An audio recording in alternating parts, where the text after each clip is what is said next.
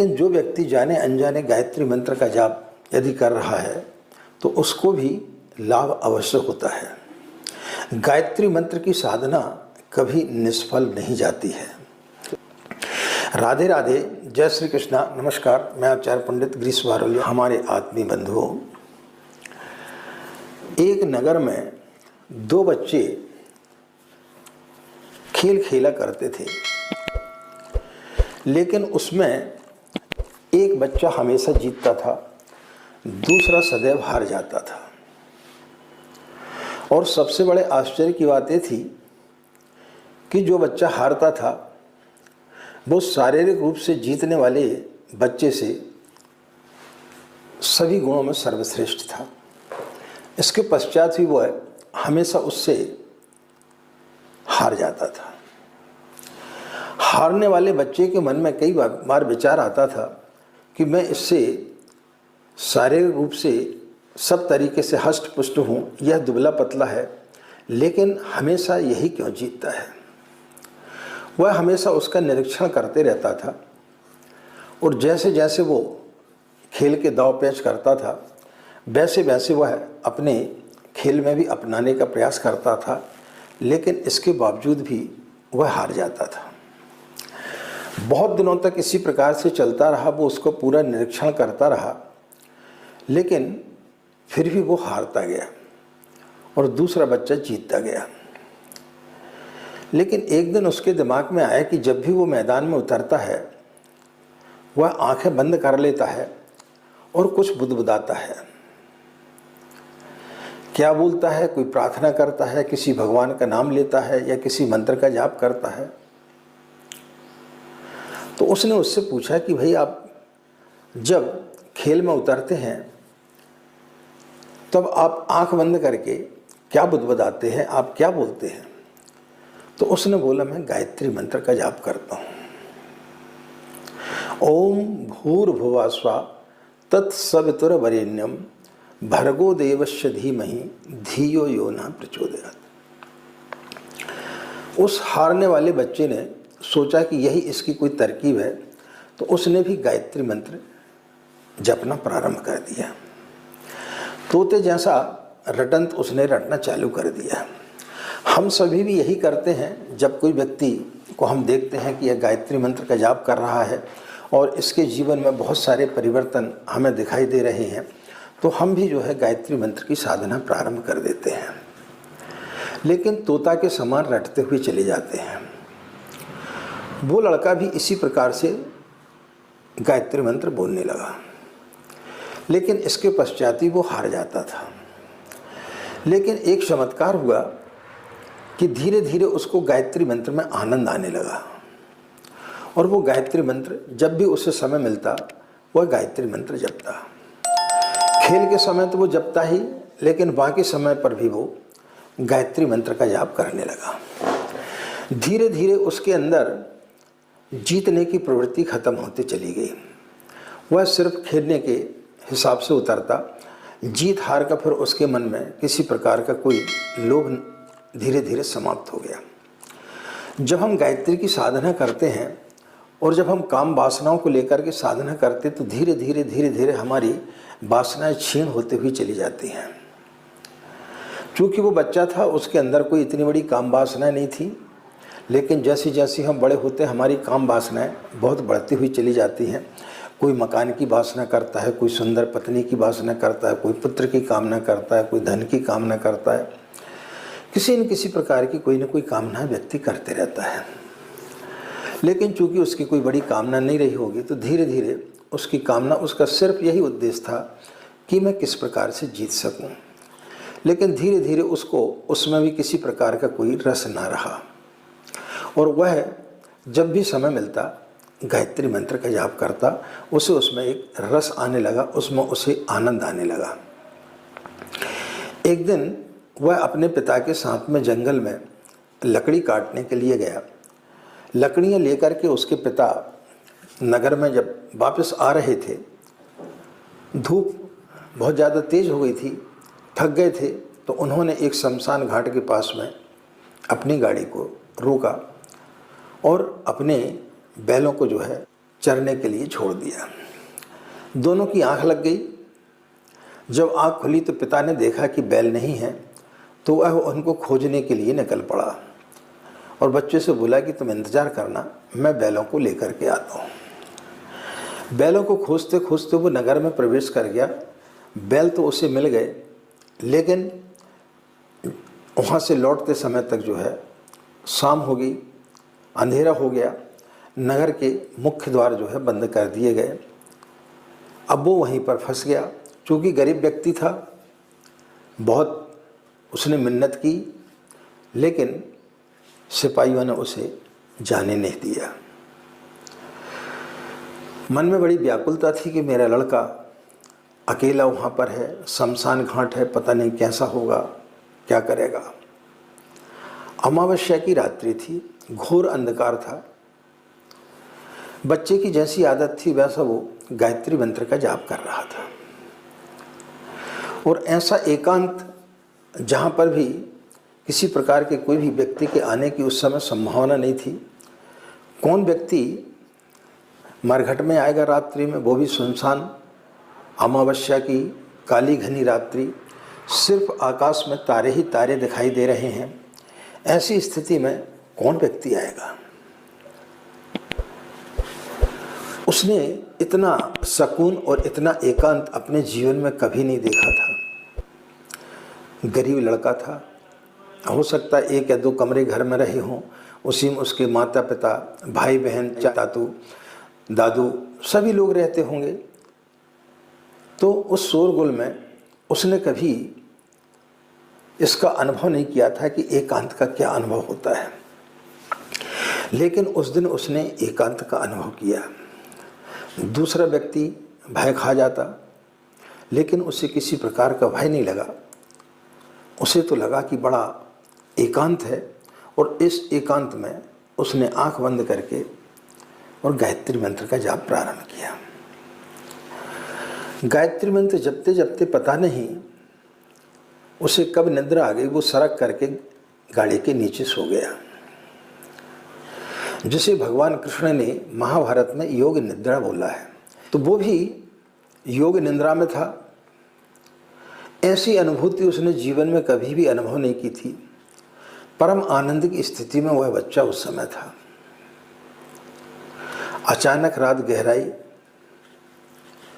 और 12 बजे के आसपास कुछ भूत प्रेत आए और उस लड़के को अकेला देख करके खुश हुए कि आज इसका भक्षण करेंगे, और इस खुशी में उसके चारों तरफ नाचने लगे।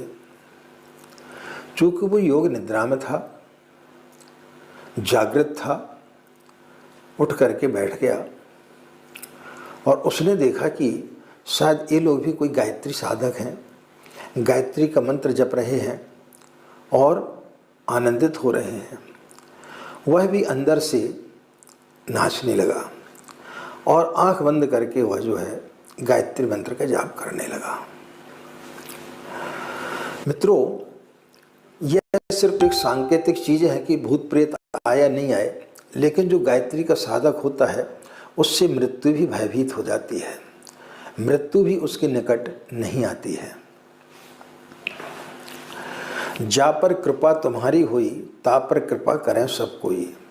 जिस पर माँ की कृपा हो जाती है उस पर समस्त लोगों की कृपा हो जाती है। यही हुआ जब वो भूत प्रेतों ने देखा कि इस बच्चे के अंदर तो किसी प्रकार का कोई भय नहीं है, यह तो भयभीत हो ही नहीं रहा है, तो वो उसकी सेवा करने लगे।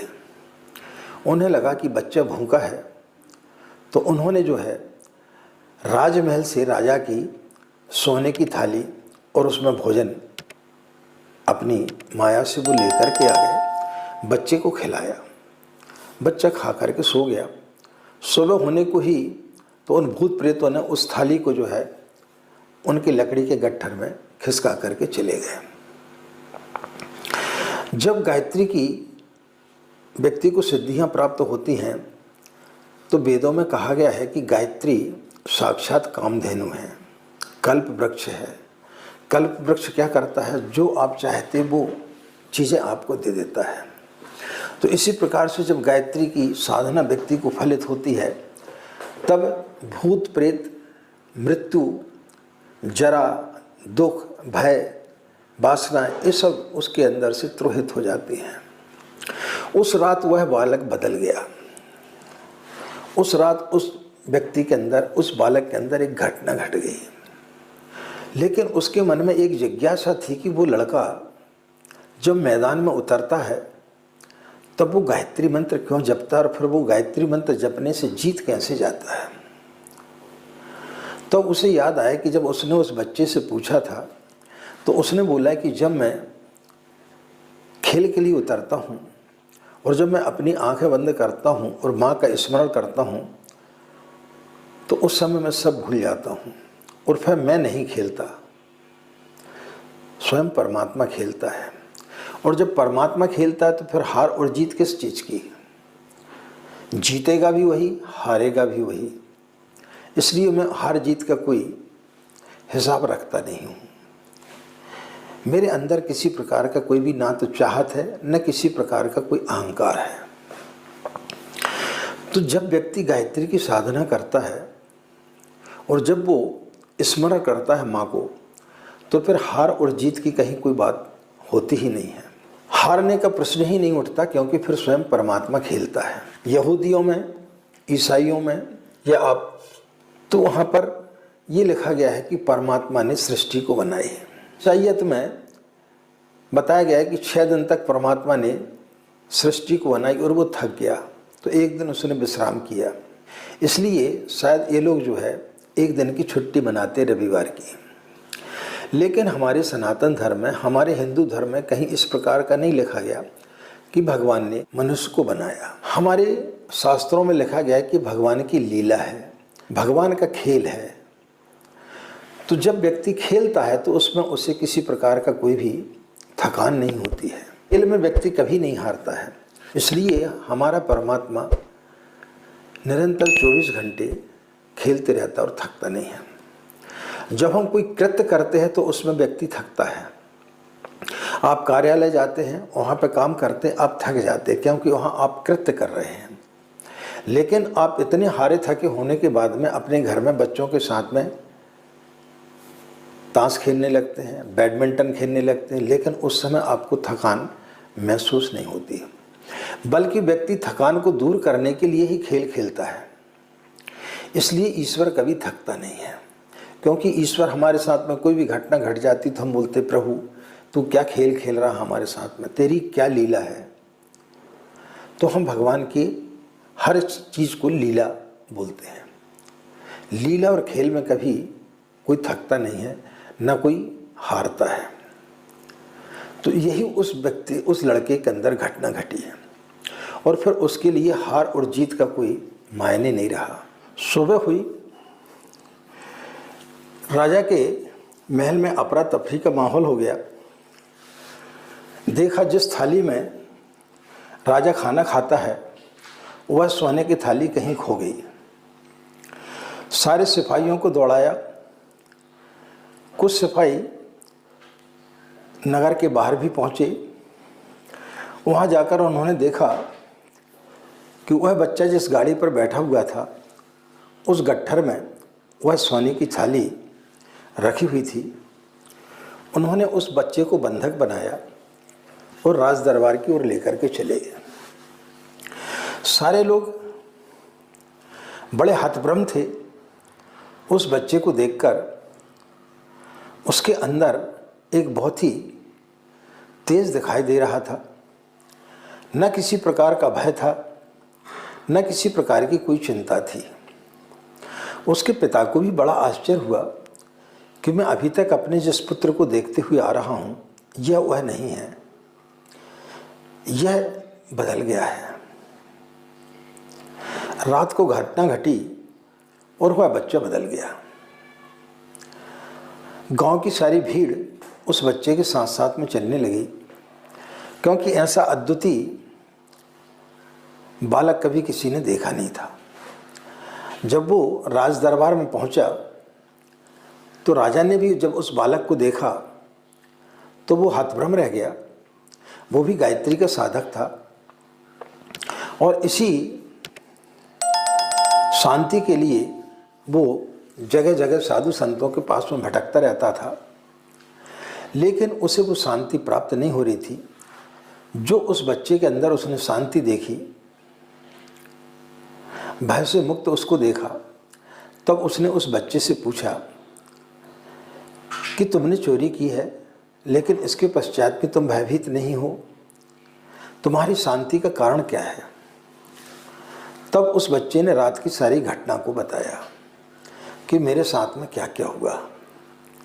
वह राजा सुनकर के हतभ्रम हो गया और उस बच्चे के चरणों पर गिर पड़ा। जब व्यक्ति को गायत्री की साधना फलित होने लगती है, तब उसके अंदर की सारी वासनाएं तिरोहित हो जाती हैं। फिर हार कैसी और जीत कैसी।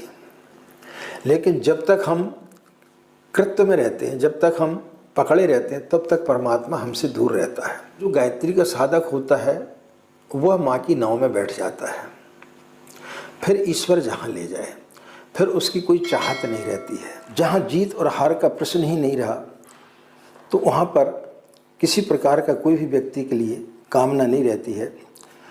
तो चलिए हम सब मिलकर के गायत्री की साधना करें और उस महामंत्र का लाभ उठाएं। और जिस दिन आप सही तरीके से, आपके अंदर जैसी गायत्री मंत्र का प्रभाव चालू हो जाएगा, आपकी समस्त समस्याओं का आपको समाधान मिलते हुए चला जाए।